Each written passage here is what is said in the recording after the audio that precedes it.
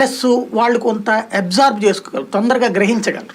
Teacher అంటే వాళ్ళు పాఠాలే చెప్తున్నప్పుడు ఎదుటి వాళ్ళకి అర్థమయ్యేది, ఎడ్యుకేటెడ్ కదా, వాళ్ళకి చెప్తే గనక జరుగుతుంది. ప్లస్ అందరికి నీతులు చెప్పేవాళ్ళు కాబట్టి ఉపాధ్యాయులు వాళ్ళు నీతివంతంగా ఉంటారు, నిజాయితీగా చేస్తారు ఉద్దేశంతో వాళ్ళకి చేస్తూ వచ్చేవాళ్ళు.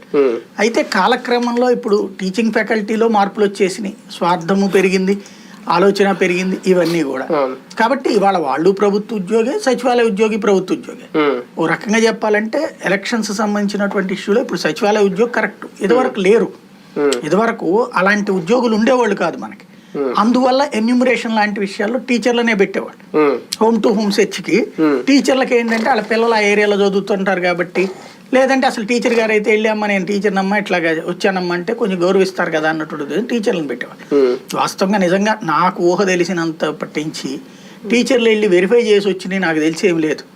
ఆ ఏరియాలో కూర్చుంటారు, ఓ 4-5 మాట్లాడతారు, టిక్కులు పెట్టేసేస్తారు. కానీ టీచర్లకి ప్రభుత్వం మీద వ్యతిరేకత ఉండడం, వాళ్ళకి ఆల్రెడీ రకరకాల ఉద్యమాలు చేశారు, ఇప్పటికీ కూడా ఉద్యోగులు అంటే కాస్తంత వ్యతిరేకత ప్రభుత్వం మీద టీచర్లకి ఇంకా ఎక్కువ ఉంది. అదొక కారణం అని అనుకోవచ్చా? వాళ్ళని పక్కన పెట్టి ఆల్ ప్లేస్ లో సచివాలయ సిబ్బందిని పెట్టడం?